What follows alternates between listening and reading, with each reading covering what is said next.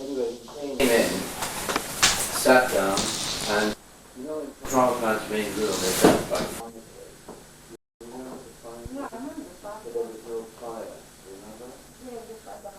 yeah, there's a reason why we never lit a fire. I'm dying to know this one. Oh, you don't know this? Right. If I do, I forgot. What it's going to be cold in the winter when Prabhupada comes. There's no central heating. So when he comes, we can have a wood fire, in the fireplace. So Saram, the architect and the engineer of the project, he built this beautiful fireplace in the main room of Prabhupada's house. So what happened?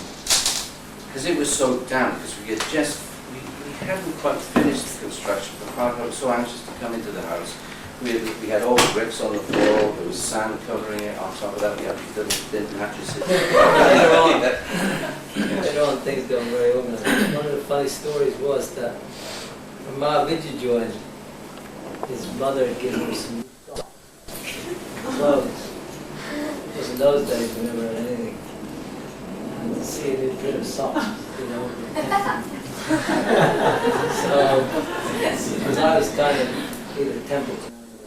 So I kind of showed him up to the room. The next day he saw me wearing his socks. And he came up to me and he said, because he didn't understand Krishna consciousness. Socks. And I said, where are my socks? I said, don't worry, Prabhu, I'm engaging in Krishna.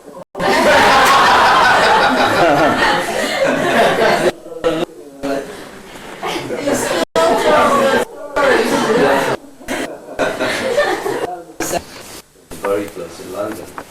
And it's true. I mean, God, the things that we used to do there at that time. I mean, shoes were anybody's. You could wear an odd pair, you could wear the pair that so-and-so was wearing yesterday, you could, wasn't it? It was like a free-for-all. Because the shoes were just, when you come in, I mean, let's be honest, we used to have incredible Sankirtan, didn't we? Yeah.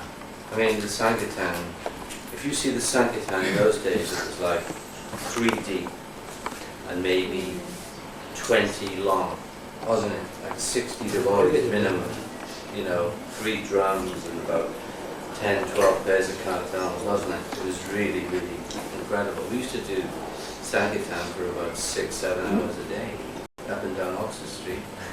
Then we'd all rush back to the temple. Everyone tells us that. And how important it was too. Yeah. And we used to rush back to the temple. So all the shoes were always they were either being worn. 1 minute there's no shoes, the next minute there's like incredible amounts of shoes everywhere. And there was no order to it. Like downstairs there were all these pigeonholes for shoes.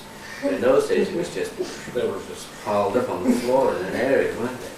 The worst thing just was go sharing. digging in. The worst thing I found was sharing bedding. So I used to always get the bed late. It's been my curse. There'd be nothing left for you, huh? And it'd be late at night, it'd be winter, and I'd go in the room and there'd be nothing left.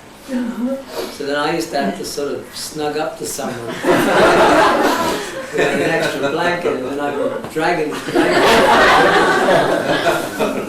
And somehow I wouldn't succeed, so I ended up sitting there all night. That's a shame. And the toothpaste. Yeah, that was. It was the mustard oil and salt. Mustard oil and salt mixed up. There's another one that Prabhupada said.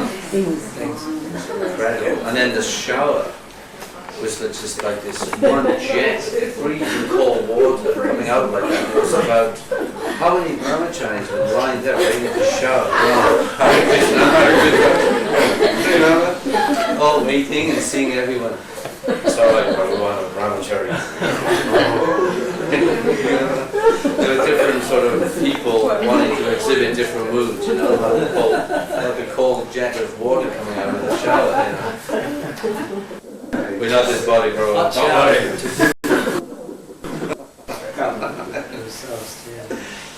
I remember Padma Lochan. We were talking about it yesterday. Went out to check on them. They used to be sort of like a gang of like hoodlum devotees, you know. A Sita Padma. Yeah, and they used to frighten the other devotees. They were like, you know, hoods, weren't they? Oh yeah, I remember that one. She was a Pujari, not Leela. What's her name? Not Leela Shakti. No, not Leela Shakti, but there was this other one that used to be married to Sambhana. Oh. Do you remember his first wife? She was very passive. Never went in there. I don't ever remember that. Russell Square was standing, and there's a statue in there. I think it's Lord Longford or some, I don't know, some great lord from the British colonial. So sometimes Prabhupada would talk about the British occupation Of India. of India. And he'd see, he'd stop. I remember right in the early days, and he'd talk about this particular lord. He knew a lot about it, history. He knew so much about history. And that Russell Square was very nice because it was a small park. We used to just walk around the park. And one of the So what, you things, just walk around and around Round and do it? because the path was so tight, we kept stepping on Prabhupada's foot. Oh It was like, it was just something that would happen, not every day, but every now and again, someone would step on Prabhupada's foot. Prabhupada would walk fast, but then sometimes he'd slow, people would catch him. So then I remember one morning, Prabhupada came out of the temple room, very place, and he said, the police guy said, he was saying, keep behind, because everyone was always. And then we got to Russell Square Park, and sure enough, poor old Kishore. And this time Prabhupada shook him. Yeah. And Prabhupada turned around. The look in his face was like a little shimmer. And I just shook. He didn't say anything, but he looked really good. I thought it said yours what's so creep behind the spiritual master or something. Oh yeah, he definitely didn't do what we did, and that was just every time Prabhupada would speak. I remember Prabhupada used to say good morning to people. I would say good morning. People would say good morning. And Sukam. He said, Prabhupada, why you say good morning? Say Hare Krishna. Sukam was always very direct with Prabhupada. Yeah. Like one time we were in Edinburgh and Prabhupada was there on the stairs. And Sukama came up to him and said, how does the pure devotee see Krishna in everything? And just I asked him. Prabhupada took very nicely. Just like the scientist, you see,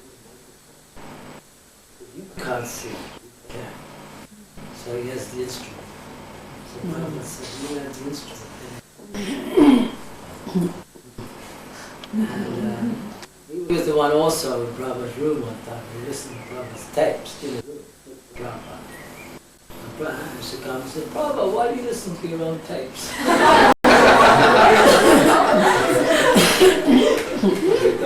What did Prabhupada say? I'll tell you a funnier one. I'll get back to that story. But we were sitting, I told you I wanted to chat in our meetings. Prabhupada said, why all this dirt? Oh, right, yeah. This is not dirt, Prabhupada. Yeah. This is the Dust of the dust of the Vaishnava. Lord Vaishnava. Oh, you are real devotee. Yeah. He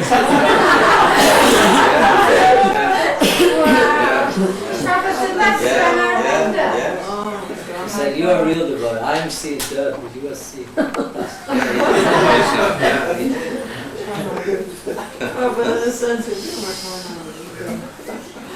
So anyway, He liked the lotus pond, yeah. oh yeah, He he liked really liked John Ravina. John Ravina was, with all his whatever, but he definitely Prabhupada liked him. And he was very, very strange personality in many ways. But anyway, so I thought I was really challenging Sukam to ask Prabhupada why do you say good morning.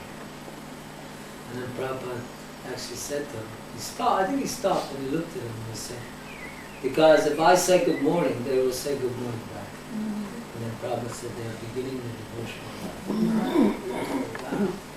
So profound. Because Prabhupada was thinking of engaging. Yeah. He said, whereas if we say Hare Krishna, then we just feel something. Intimidated. Yeah. She gave it a big group. Yeah, because it was intimidating. And Prabhupada felt like that. So I thought that was very nice. And Prabhupada had a wonderful way of seeing things as you were going on walks. And one of the things was these big swans used to land in the summertime in St. James's Park. It was very beautiful to watch. And Prabhupada would be looking at them and I was thinking, you always think of where's Prabhupada. And then Prabhupada looked around and said, similarly they also have morning bath. They had their morning shower, even there. Because they kind of used to hit the water and shh, the water was as soon as they had their morning bath. And another time, some more, but the birds' droppings, all in one spot. And Prabhupada said, what is this? Prabhupada said, even the bird becomes attached. So be careful. The same bird is staying every night, same ground, same spot. And then he gave a whole talk about attachment and how dangerous it is. Any bird can become attached to a branch. He can fly anywhere. That little branch sticks his home. So it's human psychology is attachment. So and there's nice things in terms of with the just because we used to drive Prabhupada to St. James's Park, and one time the devotee stopped on the yellow line, and Prabhupada couldn't get out. You told me this before. Is it broken the law? Yeah. Don't break the law. So we have to go down on the spot. And another funny thing was Prabhupada liked to identify trees. One day he told us eucalyptus. And of course we knew that Prabhupada liked to use brush. Sometimes he would ask. So what happened was a couple of us used to go down and nick the eucalyptus branches. We used to get all our flowers there one time too, in the park. But anyway, this one devotee got caught and he got arrested. So Prabhupada thought that was fascinating. They would arrest someone getting a twig. In his room, Prabhupada said, he said, people went all over the world and raped and plundered. And he said, if you come here and take one twig, they arrest you. Wow. Yeah. He didn't like what Stephen though, did you remember the quality and was it the butter or the milk that she was stealing? He got upset about it. And, in many ways Prabhupada was, at least with the morning walks, he was, I always found anyway that sometimes he would just be silent the whole morning. He was very unpredictable. Sometimes he would talk. He never recorded so much. There was one specific walk, I don't know if, not walks. I don't know if you were in Vrindavan at that time, when Prabhupada said that if anyone had any doubts or any questions that wanted to be asked about the philosophy, that he would, the idea was to split up the devotees into small groups and we'd go on the walks with Prabhupada in the morning. And I only ever heard this once, and Prabhupada, you can take this is absolutely true, right? We thought, well, why is Prabhupada insisting now that we all go in groups? Because we always go on walk, everyone goes on walk. He was sort of regimental now, we split up into small groups, we'll go for a walk, walk the back of the mountain, or we'll sit under a tree, And for about 15-20 minutes we'll discuss any doubts, let's clear up anything, any questions. And Prabhupada said one morning, he says, I am in complete and utter in union with the Super Soul in my heart. He says, there's not one thing that I don't do that is not connected with Krishna's desire. He says, I am completely in tune with the Super Soul. So whatever I say is Krishna saying it through me. That's exactly what he said. I don't know. No, I had a similar It was, I don't know if it was recorded, these statements were actually recorded, but I heard with my own ears Prabhupada say that. And all of a sudden it was like, that cleared everything up. You know, just him saying that, it was like, it was stunning. It was like, we went on these walks and we'd sit and so many things were presented and Prabhupada was just, he said, it is Super Soul talking through me. Just fire away, whatever you want to ask. Take the opportunity. I don't know how much time I will be on this planet. Take the opportunity to ask. That was a very... And that was the answer to when Sukama said, why do you listen to your own tape? I would say, because I did not speak. And I really knew then that, he said it very profoundly. It was like very clear what he was speaking. It wasn't coming from, it was coming from Krishna. And another time we were in Edinburgh, and the reporter, he was a very kind of arrogant fellow, he said to me, can you see God? And Prabhupada hesitated, because I know what people asking that was always challenging. I think Prabhupada felt that maybe he was doing it. So anyway, Prabhupada said yes. And they said, can you, is that, can you see God? And Prabhupada said, as I am seeing you, I can see God face to face. Shut up. Yeah, another little thing that was interesting was there was a lecture here at the Manor. It was an evening, questions and answers. Prabhupada gave a talk and then there was questions and answers. Quite a few people from outside coming through.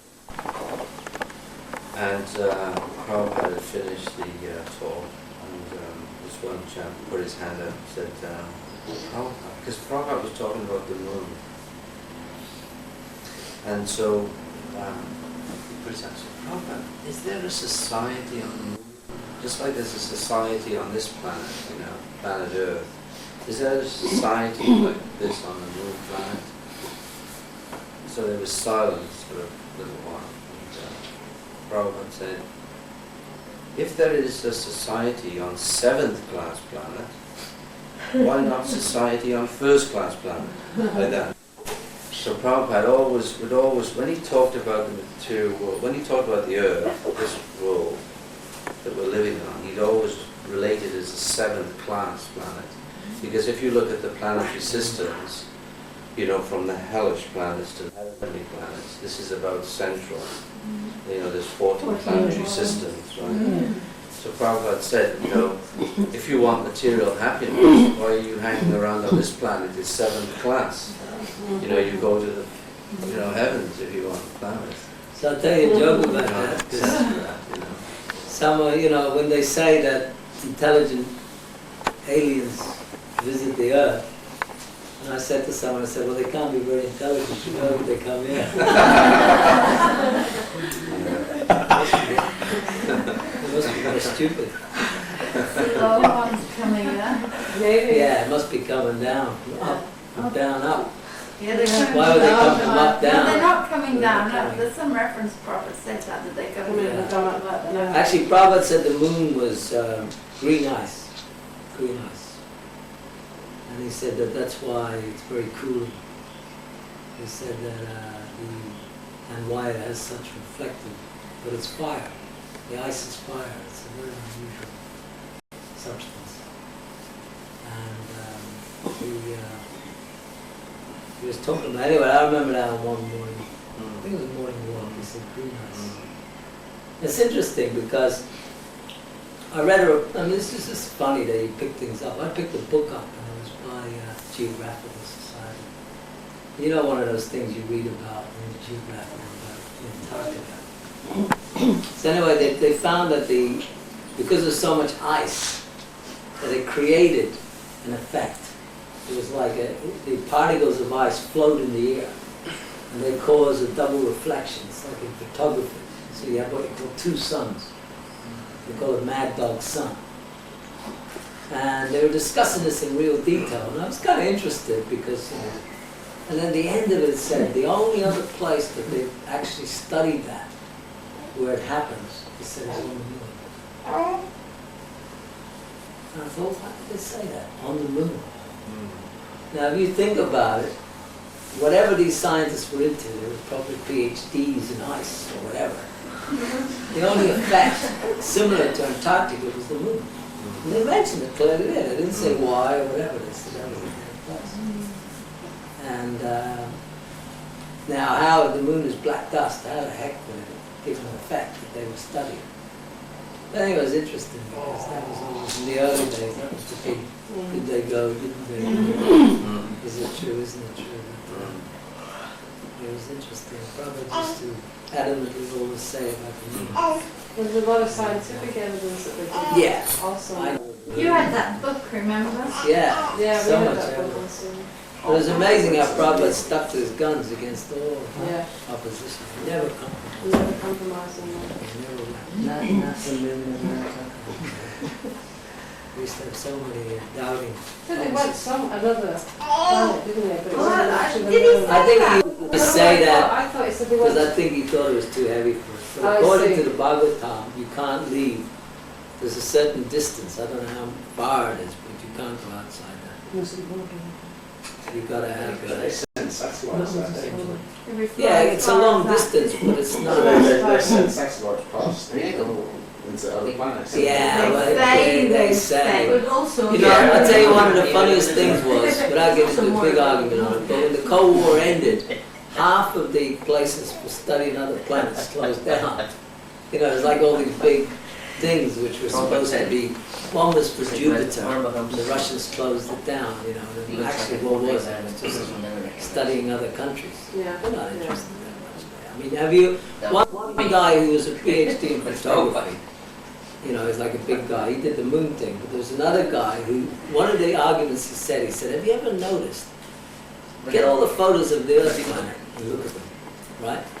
And just see how amazing they are. He said you could just literally look at them all day long. He said get all the photos of every other planet you've ever taken. And he said you won't see one single difference. And photographically, there's no content.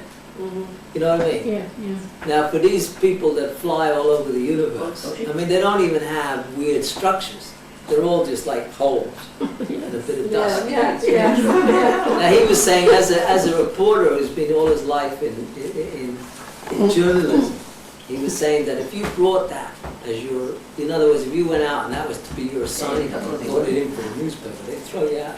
It's like the sun though. When you take a photograph of the sun, No, you're going to see it. Yeah, but the point is, you see, even if you went over to Antarctica and took photos, they're still fabulous photos. They are. Absolutely fabulous. You can't say that. Nothing has come out of any of those. You know, I think that's a very interesting point. it's like, you know, there's no interesting photos even. So at least you'd think after spending 800 billion, they might come back with a decent photo. Like at least you can say, what to speak of any substance. Like they take photos from the Earth. Like you get this view that they can take a photo of the sun from the Earth. Yeah, It's but not going to be you interesting. said- It's going to be. No, It's no, still a photo. But no, it's still a photo of the sun. Get them all together, Bala, and look at them. There's some There's fantastic a lot of the photos. scientists themselves. Some say they amazing didn't photos bother. from scientists. And the last time they went to Mars, they said it was going to take them a year to a year and a half or something. It took them 6 months. They sent a monkey up and they didn't even mention him again. Poor old monkey. Well, they used the money for armament. The money they said they used for that, they used on arms. Nice. And that wasn't Good, yeah. popular to use that money Nice on to see you. arms. What about this latest trip by this American guy who spent Oh yeah. $20 million. Oh So God! where did he go? Well, they go, the shuttle is not a The big space deal. station. We're still within our atmosphere. It's when you go to another planet, Right. you're talking, you know, I mean, it is possible because it did happen even in Vedic culture. But you can't do it like they're saying. You can't aggressively move because if you look at it, every single thing you do on this planet is defined by laws, right? Now, how could you audaciously say that you could move into another sphere and not be defined by laws? It's just a matter of logic. Now, whether those laws are the ones you want or not, you know, there's no law that you've got on this planet that you want to be, right? If we talk about cause and effect, if you want to move to other planets, you know, are you above law? So the very point of view is that there are laws governing planets, just like there's laws governing people, just like there's laws governing the air, the atmosphere, the biochemistry of the body, there's laws governing how you breathe, how you... And Prabhupada gave a lovely example. He said, with all your knowledge, stop your blinking. Yeah. I thought that was a beautiful With all your example. knowledge, what? Stop your Stop your blinking. blinking. You know, because when it comes down to it, you may say you're D and microchemistry. Can you stop your blinking? You know when you're going to sneeze, right? Have you ever tried to keep your eyes open? Is it possible? I'm going to do it this time. You really don't want to keep your eyes open. It's a scientific fact. All your body functions stop. Your heart stops, your breathing stops. It's just a scientific fact. The eyes are bad. We have control over that. Yeah. We have control of them. So the idea, Sneeze like and then, 100 miles an hour. and they, forget technical detail. Anyone who can spend 800 billion or whatever it is, float around space, rocks, which you couldn't found on your country. This is for you in the making.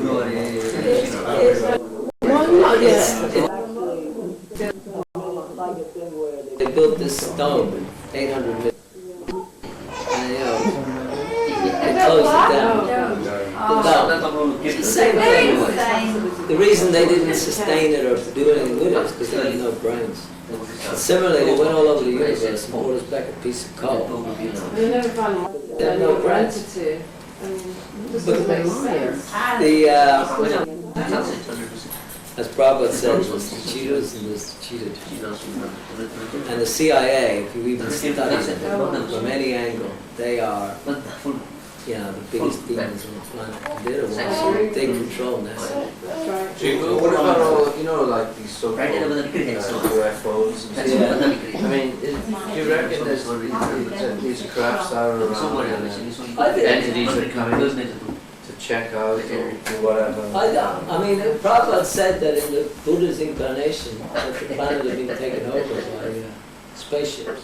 Because it's teeming, the universe is teeming with life, you know. No, yeah, Teeming I with believe that planets. there are, you know, Prabhupada said there's even planets which are just trees, you know. There's planets of everything. So it's not like we define it, you know, we think of it. I mean, it's incomprehensible. But the variety, what was it that Bhaktivinoda Thakur said? He said, I've gone all over the universe. And he said that the varieties of Krishna's creations beyond all comprehension. So, you know, we're again like the little ant in the well, we're just seeing everything and just trying to conceive of it. But Krishna irrigated us. I think at every level, on every level you go, it's like these scientists going into the microscopic level. They can't believe it. They've entered another universe. What they thought was one cell, this, that, the other. They're now finding that each cell has the capacity of producing a whole body. You know, it's like the power of the cell. And obviously, the more they look into it, this was Einstein's point. He said, the more I look into it, he said, the more I avoid the issue of God. It's too complex.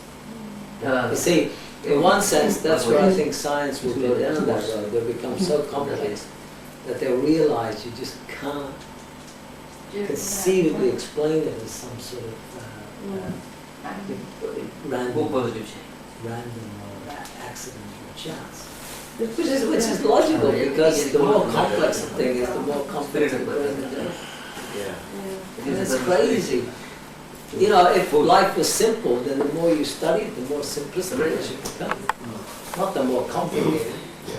Isn't it? Because you're going back in evolution, you're going down to the original single cell.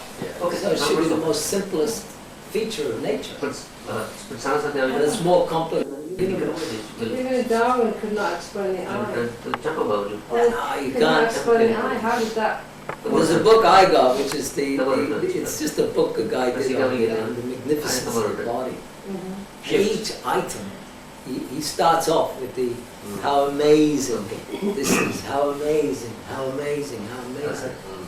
And it's like, and he's not even getting into the complexity. It's just, it's phenomenal. What an extremely good argument is that all the organs in the body, for example, they all work.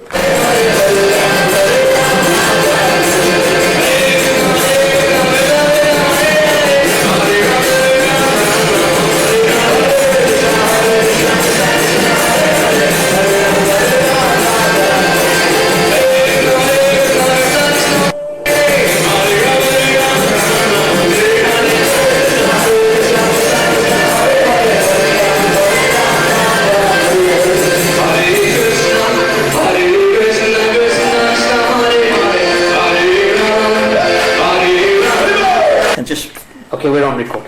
Fine. So, Tribhuvanatha